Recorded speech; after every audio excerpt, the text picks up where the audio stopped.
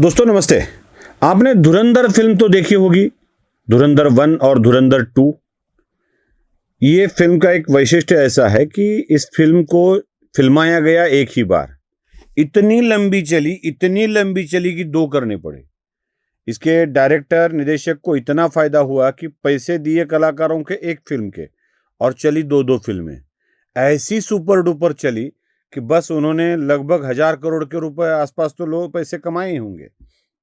एक फिल्म बनाई, 2 फिल्मों के पैसे लोगों से ले लिए। धुरंधर का दूसरा विशेषता क्या है? तो धुरंधर में पाकिस्तान में फैला एजेंटों का जाल दिखाया गया और उस एजेंटों के जरिए किस तरह से काम भारत की एजेंसियां करवाती थी ये भी दिखाया गया। अब मैं आपको धुरंधर के बारे में क्यों बता रहा हूं? मुझे उस फिल्म के बारे में कुछ नहीं बात करनी है।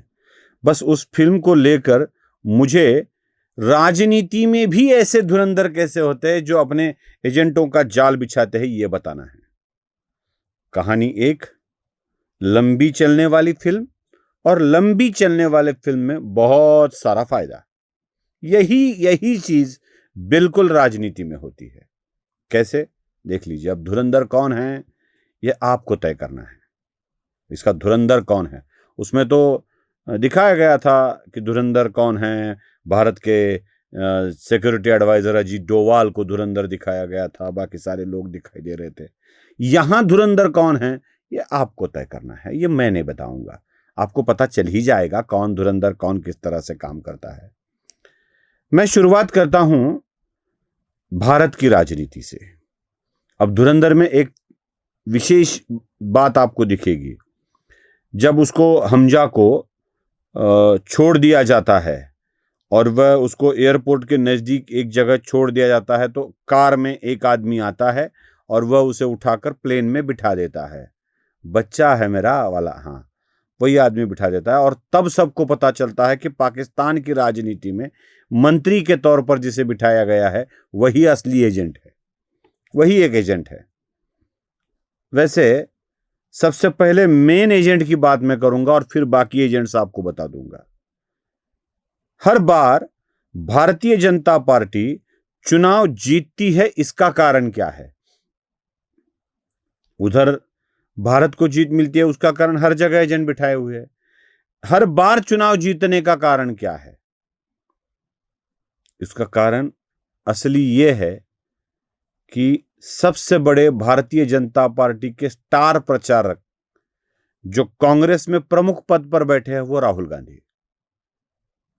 मुझे लगता है भारतीय जनता पार्टी द्वारा राहुल गांधी को बड़प्पन देना, राहुल गांधी को बड़ा कहना, यही एक राहुल गांधी के कांग्रेस में बैठे एजेंट होने के आसार है।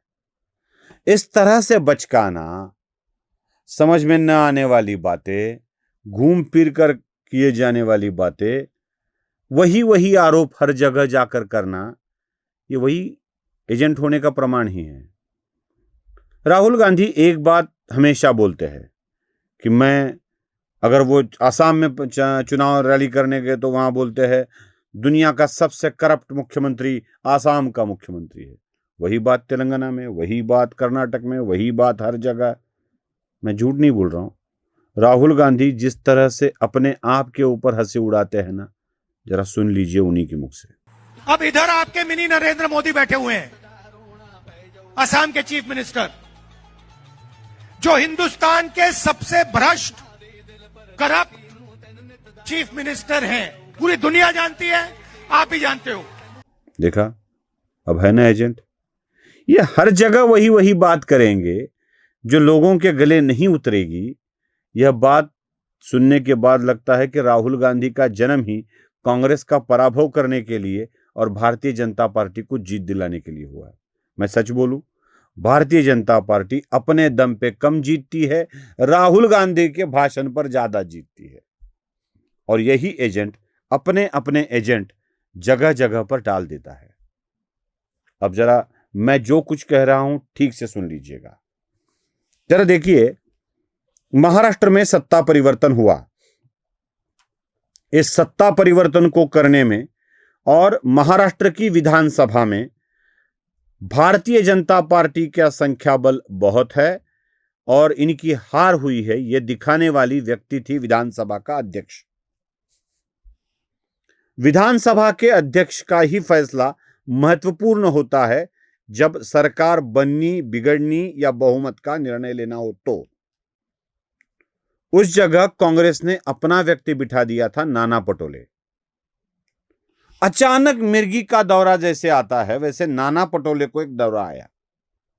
उन्होंने कहा कि मैं अभी विधानसभा के अध्यक्ष पद को त्यागना चाहता हूं और पार्टी का अध्यक्ष बनना चाहता हूं।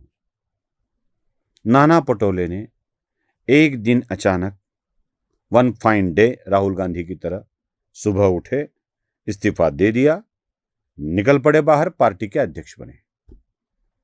अब नाना पटोले की जगह किसी भी व्यक्ति का निर्वाचन नहीं हुआ। परिणाम, कुछ ही दिनों बाद शिवसेना टूटी। उस शिवसेना को विधानसभा में अपात्र करने वाला कोई नहीं था। फिर भारतीय जनता पार्टी ने अपना स्पीकर बिठाया, उसने इन सब को वैध करार दिया। किसी भी कोर्ट में इसके ऊपर सुनवाई नहीं होती थी, नहीं होती है। नाना पटोले ने अध्यक्ष पद को छोड़कर एजेंट का काम किया या नहीं किया? क्या लगता है आपको? यूं ही कर दिया होगा, ऐसे ही हो गया होगा। थोड़ा और आगे बढ़ते हैं। कांग्रेस की विशेषता ही यही है कि वो अपने अध्यक्ष ऐसे ही चुनता है जो पार्टी की ही कब्र खोदे। अब आए, उसके बाद आए अपने हर्षवर्धन सपकाळ। पिछले कुछ दिनों में हर्षवर्धन सपकाळ के बयानों को जरा ठीक से पढ़ लीजिए। जिस चीज की आवश्यकता नहीं होती, जिस चीज की आवश्यकता नहीं होती या करने से जातीय या धार्मिक ध्रुवीकरण हो, जो आज ऐसा ध्रुवीकरण कांग्रेस के लिए फायदेमंद नहीं है।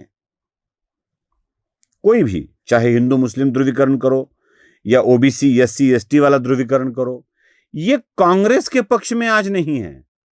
महाराष्ट्र की स्थिति यह है कि 2 राष्ट्रीय दलों के साथ 4-4, 5-5 स्थानिक दल भी है। शिवसेना के 2 गुट है, एनसीपी के 2 गुट है, बाकी वंचित बहुजन आघाड़ी है, थोड़ा बहुत एआईएमआईएम है। अगर मुसलमानों के वोट की भी बात करें तो कांग्रेस के पास के मुसलमान वोट आज कुछ ना कुछ हिस्से से एआईएमआईएम ने ले लिए हैं।